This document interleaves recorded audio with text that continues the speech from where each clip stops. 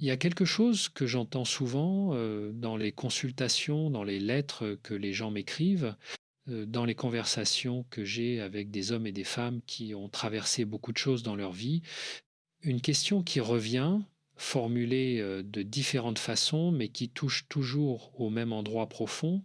Et cette question, c'est: qu'est-ce qui compte vraiment dans une relation quand on a vécu suffisamment longtemps pour savoir que le temps passe vite? Aujourd'hui, je voudrais m'arrêter avec toi sur quelque chose d'important, quelque chose qui concerne les hommes après 60 ans, mais qui, je crois sincèrement, nous parle à tous, hommes et femmes, jeunes et moins jeunes, parce que ce dont nous allons parler aujourd'hui, c'est de ce que l'on cherche vraiment dans l'autre, pas ce qu'on croit chercher, pas ce que la société nous dit de chercher, mais ce qu'on cherche au fond de soi, quand on est honnête, quand on est calme, quand on s'assoit avec soi-même et qu'on écoute. Je veux commencer par te dire quelque chose. Ce sujet me touche personnellement, pas parce que j'ai 60 ans, mais parce que j'ai passé des décennies à observer, à écouter, à accompagner des êtres humains dans leur joie et leur souffrance relationnelle.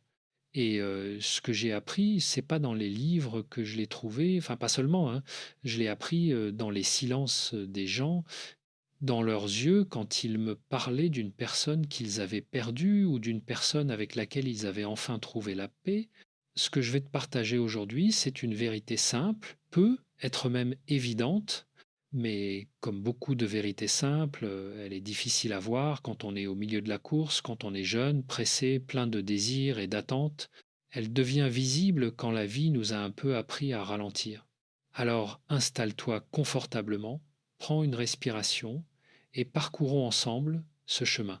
Quand on est jeune, on entre dans une relation avec beaucoup de bagages, des désirs physiques, bien sûr, des aspirations sociales, l'envie d'être admiré, reconnu, séduit. On cherche quelqu'un qui nous valorise, qui nous fait sentir bien, qui correspond à l'image qu'on a de soi ou à celle qu'on voudrait avoir. Et tout ça est normal, tout ça fait partie de la vie. Mais il y a une chose que l'âge fait et qu'on ne lui accorde pas toujours assez de crédit, il clarifie.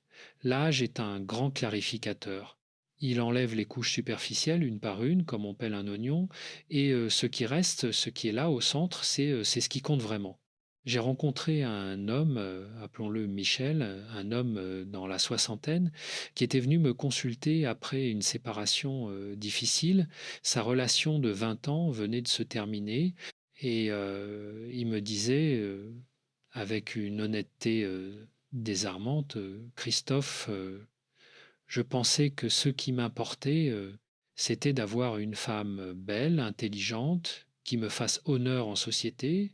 Mais maintenant que je suis seul, ce qui me manque, c'est juste quelqu'un avec qui je me sente en sécurité, quelqu'un qui me comprenne. Et ce mot sécurité, il est revenu dans notre conversation des dizaines de fois. La sécurité émotionnelle. Voilà ce que cherchent les hommes après 60 ans. Voilà ce qu'ils veulent vraiment chez une femme. Mais avant d'aller plus loin, laisse-moi te poser une question, à toi qui écoutes. Est-ce que tu as déjà ressenti dans une relation ce sentiment d'être vraiment vu?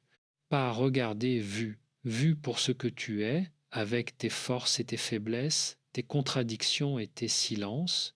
Est-ce que tu as connu cette sensation rare d'être dans la présence de quelqu'un qui n'a pas besoin que tu sois différent pour t'aimer?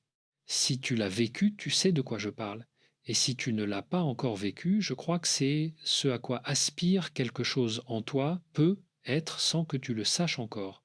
Parlons maintenant plus précisément de ce que les hommes traversent quand ils entrent dans cette période de la vie après 60 ans.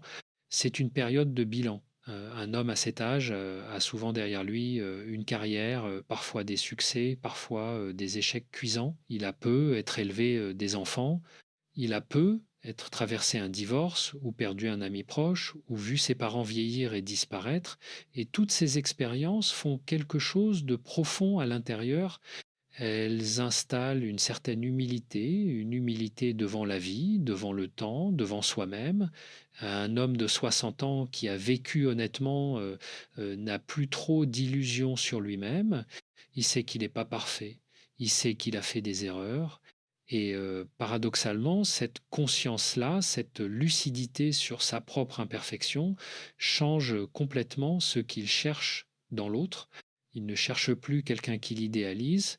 Il a assez vécu pour savoir que l'idéalisation est fragile, qu'elle s'effondre tôt ou tard et que sa chute fait mal. Ce qu'il cherche, c'est quelqu'un qui le connaît vraiment et qui reste quand même, pas par habitude, pas par peur, mais par choix. C'est une différence énorme. Être aimé malgré tout. Être aimé non pas pour ce qu'on accomplit, pour ce qu'on possède ou pour l'image qu'on projette, mais pour ce qu'on est, dans la simplicité et parfois dans la fragilité de son être. Et ce que la psychologie nous apprend, c'est que ce besoin-là n'est pas nouveau, il est là depuis toujours, depuis l'enfance, mais dans la jeunesse, on le recouvre sous des couches de fierté, de performance, de séduction. C'est seulement avec le temps, avec les épreuves, que le besoin fondamental refait surface. Il y a un concept en psychologie qu'on appelle l'attachement sécure. L'idée développée par des chercheurs comme John Bowlby et Mary Ainsworth, c'est que les êtres humains ont un besoin viscéral de se sentir en sécurité dans leurs liens affectifs. Pas en sécurité au sens matériel du terme, en sécurité émotionnellement, savoir que l'autre est là, qu'il ne disparaîtra pas au premier signe de vulnérabilité, que la relation peut contenir les difficultés sans se briser. Et ce que l'on observe, c'est que les hommes qui ont parfois masqué ce besoin toute leur vie derrière une façade de force et d'indépendance, ces hommes-là, en vieillissant, ne peuvent plus se permettre ce masque. La vie les a trop fatigués pour maintenir la façade. Et alors, le besoin d'attachement sécure émerge avec une force et une clarté qu'ils n'avaient peu, être jamais connus auparavant. Si ce que tu entends te parle, si quelque chose résonne en toi, prends un moment pour t'abonner. Comme ça, tu continueras à recevoir ces réflexions sur les liens humains, sur l'art d'aimer sans se perdre. C'est une façon simple de continuer ce chemin ensemble. Revenons à notre exploration. On a dit que les hommes, après 60 ans, cherchent la sécurité émotionnelle, mais qu'est-ce que cela signifie concrètement? Qu'est-ce que c'est? Une femme qui offre cette sécurité, voilà quelque chose d'important à comprendre. La sécurité émotionnelle n'a rien à voir avec la passivité, avec le fait de ne jamais dire non, de toujours approuver. Non, c'est pas ça. Une femme qui offre une vraie sécurité émotionnelle, c'est une femme qui a une présence stable, ancrée, tranquille. Elle peut être en désaccord, elle peut même se mettre en colère, mais il y a en elle quelque chose qui ne vacille pas au moindre vent, quelque chose de solide, et cet ancrage intérieur, il rassure l'homme d'une façon profonde, presque inconsciente. Laisse-moi te raconter une autre histoire. J'ai rencontré une femme, appelons-la Claire, qui accompagnait son compagnon depuis plusieurs années. Ils s'étaient rencontrés à 63 et 65 ans, tous les deux, après des histoires de vie complexes. Et elle me disait quelque chose de très beau. Elle disait, ce que j'ai appris avec l'âge, c'est que la vraie présence, c'est être là sans essayer de tout réparer. Et son compagnon, de son côté, me disait, avec elle, je n'ai pas besoin de faire semblant, je peux être fatigué, je peux douter, je peux être triste, et elle reste là. Ça change tout, ça change tout. Trois petits mots qui contiennent une vérité immense, parce que pendant des décennies, beaucoup d'hommes ont appris à cacher leur vulnérabilité. La société leur a dit, d'une façon ou d'une autre, qu'un homme fort ne montre pas sa peine, qu'un homme fort n'a pas peur, qu'un homme fort n'a pas besoin d'aide. Et alors ils ont porté des masques, lourds, épuisants, solitaires, et puis arrive un moment dans la vie où le poids du masque devient insupportable, où l'on n'a plus l'énergie de prétendre, où ce dont on a le plus besoin, c'est de pouvoir dire je suis fatigué ou j'ai peur ou je ne sais plus sans que le ciel nous tombe dessus. Et la femme qui accueille cela sans effroi, sans jugement, sans immédiatement chercher à minimiser ou à enjoliver cette femme-là, devient précieuse d'une façon que les mots ne peuvent pas tout à fait saisir. Il y a quelque chose que j'aimerais approfondir maintenant, parce que je crois qu'il y a souvent une confusion autour de ce sujet. Quand on parle de ce que les hommes veulent après 60 ans, beaucoup de gens supposent qu'on parle de sexualité ou de jeunesse ou d'une certaine apparence physique. Et je veux être honnête avec toi, ces dimensions existent et il serait naïf de les nier complètement.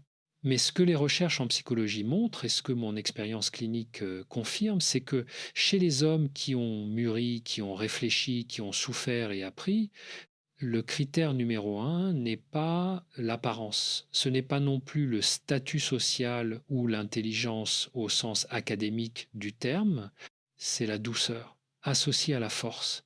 C'est la capacité de l'autre à être à la fois tendre et solide, à pouvoir dire je suis là et je t'aime tel que tu es, tout en ayant une vie propre, une identité propre, une présence qui ne se dissout pas dans l'autre.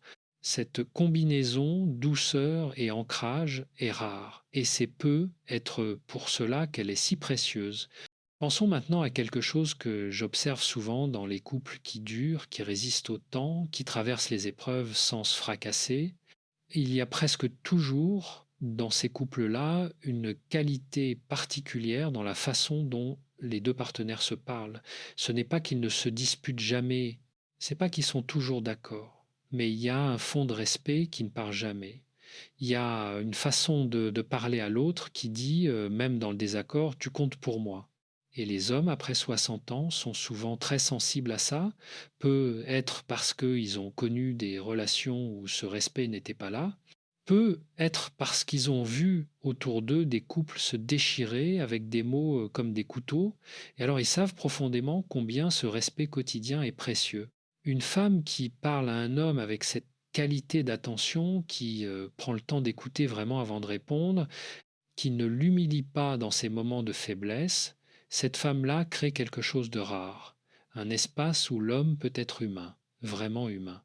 Pas un héros, pas un performeur, pas un pourvoyeur, juste un être humain avec ses lumières et ses ombres. Si jusqu'ici quelque chose de ce que tu as entendu t'a fait réfléchir, t'a touché, ou même simplement t'a donné envie d'aller plus loin, je t'invite à te souvenir de laisser un like et à t'abonner. Ce sont de petits gestes qui m'aident énormément à continuer à partager ces réflexions avec toi et avec ceux qui en ont besoin. Continuons. Je voudrais maintenant parler d'un autre aspect de ce que cherchent les hommes après 60 ans, et je crois que cet aspect est souvent sous-estimé, c'est la légèreté. Oui, la légèreté, le rire, la capacité de prendre la vie avec un certain humour, un certain recul, une certaine joie de vivre, parce qu'après des décennies à porter des responsabilités, à gérer des crises, à faire face à des pertes, à naviguer dans la complexité du monde professionnel et familial, ce dont les hommes ont souvent le plus besoin, c'est de souffler, de rire, de trouver du plaisir dans les petites choses, d'être avec quelqu'un qui sait aussi que la vie ne se prend pas toujours au sérieux. Il y a une forme d'intelligence que j'appelle l'intelligence du moment présent, la capacité de trouver de la joie dans ce qui est là maintenant simplement, un repas partagé, une promenade au coucher du soleil, une conversation légère sur des choses qui n'ont aucune importance. Et cette intelligence-là, cette capacité à habiter le présent avec légèreté est un don inestimable. La femme qui peut être à la fois, profonde et légère, qui peut parler de choses sérieuses, et puis, éclater de rire, pour une bêtise, qui sait que la vie contient à la fois le tragique et le comique, cette femme-là offre quelque chose que l'on ne peut pas acheter et que l'on ne peut pas simuler. Je pense à un couple, que j'ai suivi pendant, plusieurs années. Lui avait 67 ans, elle en avait 64. Ils s'étaient rencontrés à la retraite, lors d'un cours de peinture, et ce qui les avait rapprochés, au début, c'était pas une grande déclaration d'amour ou un coup de foudre romantique, c'était le rire. Ils avaient ri ensemble dès la première fois, et ce rire, il était encore là 10 ans plus tard. Il me disait: «Elle me fait rire, pas poliment, vraiment, et tu ne sais pas combien c'est précieux de rire vraiment avec quelqu'un». Et il avait raison. Le rire partagé est une forme d'intimité, c'est une façon de dire à l'autre: «Je te fais confiance assez pour être spontané. Je me sens assez en sécurité pour être drôle, pour être absurde, pour être léger». Le rire partagé, c'est une forme d'amour. Parlons maintenant d'un sujet que j'aborde avec beaucoup de précaution, mais qui me semble essentiel pour comprendre ce dont nous parlons aujourd'hui. Il s'agit du rapport des hommes à leur propre vieillissement. Vieillir est une expérience profondément différente pour les hommes et pour les femmes, non pas parce que l'une ou l'autre serait plus facile ou plus difficile, mais parce qu'elle est vécue différemment, socialement, psychologiquement, corporellement. Pour beaucoup d'hommes, le vieillissement s'accompagne d'une forme de confrontation à leur propre mortalité qui peut être très déstabilisante.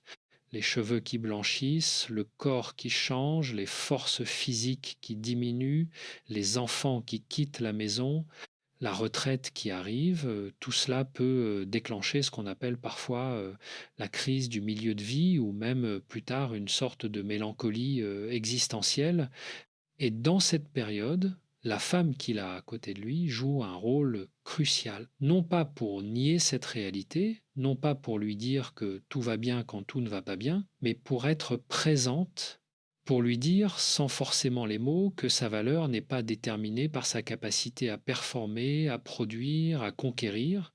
La femme qui peut regarder un homme qui vieillit et lui dire, dans ses actes et dans ses mots, je te vois et tu es précieux, cette femme-là lui offre quelque chose que j'appellerais une grâce profonde et irremplaçable. Et c'est peu être là, au fond, la chose la plus précieuse que les hommes cherchent après 60 ans, être vus dans leur vieillissement sans être jugés pour cela. Être aimé, non pas malgré les années, mais avec les années. Trouver quelqu'un qui accueille aussi le passage du temps comme une richesse plutôt que comme une défaite. Réfléchissons ensemble à quelque chose. Quand on parle de ce que les hommes veulent chez les femmes, on parle en réalité de miroirs. Nous avons tous besoin de miroirs dans notre vie, des gens qui reflètent pour nous notre valeur, notre beauté, notre humanité, et ces miroirs changent selon nos besoins. Dans la jeunesse, on cherche souvent un miroir qui nous dit tu es séduisant, tu es brillant, tu es exceptionnel. On cherche l'admiration. Mais avec l'âge, quelque chose change. On ne cherche plus seulement un miroir qui nous flatte, on cherche un miroir qui nous dit la vérité avec bienveillance. Un miroir qui voit nos failles et qui ne s'en effraie pas, un miroir qui dit tu es humain et c'est assez. Et c'est exactement ce que peut offrir une femme à un homme après 60 ans, si elle-même est arrivée à cette maturité, à cette profondeur de présence. Ce miroir-là est un cadeau immense. Laisse-moi te parler maintenant de quelque chose d'important, la réciprocité. Parce que tout ce que je dis sur les hommes s'applique à des degrés différents, aux femmes aussi. Les femmes, après 60 ans, cherchent elles aussi cette sécurité émotionnelle. Elles aussi ont besoin de légèreté et de rire. Elles aussi veulent être vues dans leur vieillissement sans être diminuées pour cela. Et les plus belles relations que j'ai vues à cet âge de la vie, ce sont des relations où les deux partenaires ont accepté de déposer leurs armures, où ils ne jouent plus de rôle, où ils ne prétendent plus, où ils arrivent l'un devant l'autre avec une honnêteté qui parfois fait peur au début, mais qui, quand elle est accueillie avec douceur, crée une intimité d'une profondeur extraordinaire. Cette intimité-là, cette nudité émotionnelle, si je peux l'appeler ainsi, elle n'est possible que quand les deux personnes ont suffisamment de confiance en elles pour ne pas avoir besoin de se défendre en permanence. Elle est possible quand on a fait suffisamment de chemin intérieur pour savoir que sa valeur ne dépend pas du regard de l'autre. Et c'est là qu'intervient quelque chose que j'ai toujours cru profondément, le travail sur soi est la plus belle chose qu'on puisse faire pour ses relations. Pas parce qu'il faut se perfectionner pour mériter l'amour, non, mais parce que plus on se connaît, plus on se comprend, plus on est capable d'être présent à l'autre, vraiment présent. Si ce contenu te parle, si tu sens que ces réflexions t'accompagnent sur ton propre chemin, pense à t'abonner et à partager cette écoute avec quelqu'un que tu aimes, quelqu'un qui pourrait lui aussi trouver quelque chose d'utile dans ce que nous partageons ici. Je veux maintenant aborder une question délicate, elle concerne la solitude. Beaucoup d'hommes, après 60 ans, ont peur de la solitude. Une peur qu'ils n'avouent pas facilement, parce que là encore, le conditionnement culturel dit qu'un homme doit être autonome, autosuffisant, ne pas avoir besoin des autres, mais c'est une peur réelle, profonde, et il faut la respecter. La solitude, après une certaine prise de conscience, peut être terrifiante. non pas parce qu'on manque d'activité ou d'amis, mais parce que la solitude intime, l'absence de quelqu'un à qui parler vraiment, à qui se confier, quelqu'un avec qui partager le quotidien dans sa simplicité, cette absence-là peut être un silence assourdissant. Et ce que cherche un homme après 60 ans dans une relation, c'est souvent justement cette présence qui rompt ce silence, pas de façon envahissante, pas de façon dramatique, mais comme une lumière douce dans une pièce, quelqu'un qui est là, quelqu'un dont la présence, même silencieuse, est une forme de compagnie.